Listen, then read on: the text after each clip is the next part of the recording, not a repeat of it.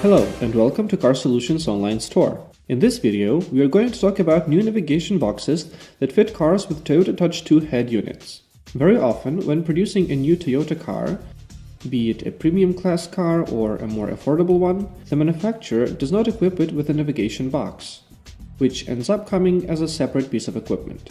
We are going to see what's included inside the package content and show how to connect and operate such navigation boxes. Let's begin. So, let's start with unboxing. This is the main box, which is installed below the head unit. These special threaded holes are used to install the box in the car.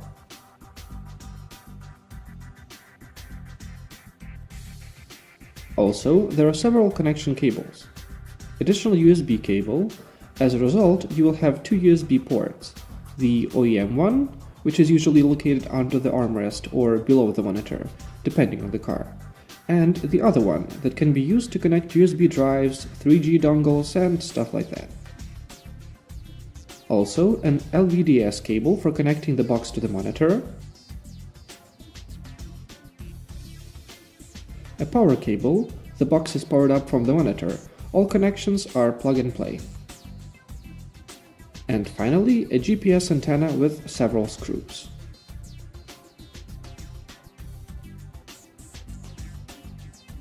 There is also a very useful connection diagram that shows how to connect everything. USB cable that was connected to the monitor is connected to this input. Let's call it number 1. Input number 2, which is the one closer to the GPS antenna, is used for connecting the additional USB cable, which you can place in the glove compartment. Let's connect everything and see how it works. So, what am I going to use for all of this? I'm not going to use a GPS antenna, as we are inside the building right now and we won't be able to catch any sort of signal. I'll use the USB cable, the power cable, the LVDS cable, my own memory stick, and a navigation box. Everything will be connected to this monitor, which is used in Toyota Auris cars of late 2015, early 2016 years, as well as some other models. So, how do we connect everything? The box is installed below the head unit. The screws will be used here on the side to fix it in its place. First, connect the power cable here and in the socket for OEM navigation box. Next, connect the LVDS cable. Finally, connect the USB cable here, as recommended by the manufacturer. We will be able to connect the memory stick here later. Well, this is pretty much it. You might be wondering, why are we not using this socket, usually used for connecting a Bluetooth antenna? Well, this box is already equipped with Bluetooth, so there is just no need to use this socket. Okay, let's power up the monitor. So, we have switched on the monitor. Now let's see how everything works. OEM Map Nav button is used to switch to additional functionality, namely to the navigation box. Press the button.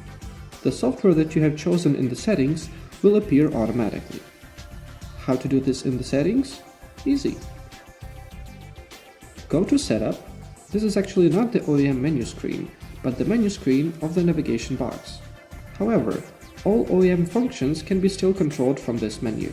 Go to General Settings, and you will be able to choose which installed software will be used when you press the Map Nav button. Let's switch to Navitel, press the Map Nav button, and the software starts automatically. We powered off the monitor before, so that's why there is a message on the screen.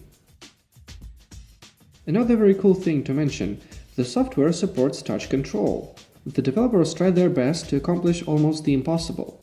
The control is very smooth and convenient.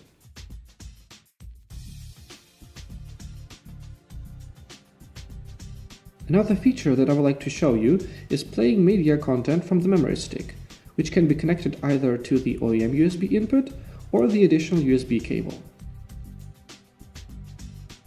Connect the memory stick, press media, and the radio appears. Press the same button again, and the built-in player has automatically recognized the media content on the memory stick. and by default, launched the audio player. Video playback is also possible.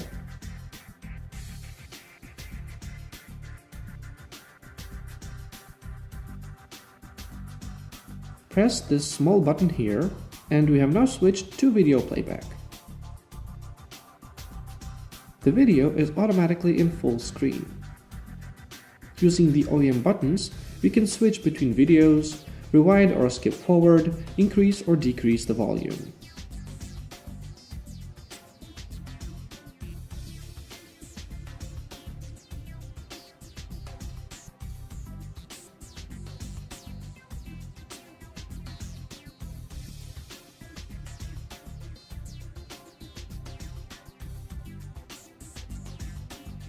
As you can see, this solution does not only provide navigation for your head unit, but also expands its multimedia functionality. So, you have seen what this navigation box is capable of. Let's sum everything up. Now I would like to tell you a little bit about advantages and disadvantages that I personally have noticed. Advantages. The box can be connected to any Toyota monitor, be it Panasonic or Fujitsu 10, which is quite difficult to work with. As a result, you'll be able to operate everything using OEM buttons. Touchscreen control of the navigation is extremely useful. The box is a little bit less expensive than OEM equipment. There are 3 different pieces of navigation software that are already installed in the box. Playback of any video or audio content is possible. Disadvantages. Even though it works on the Android platform, you will not be able to install any additional navigation software.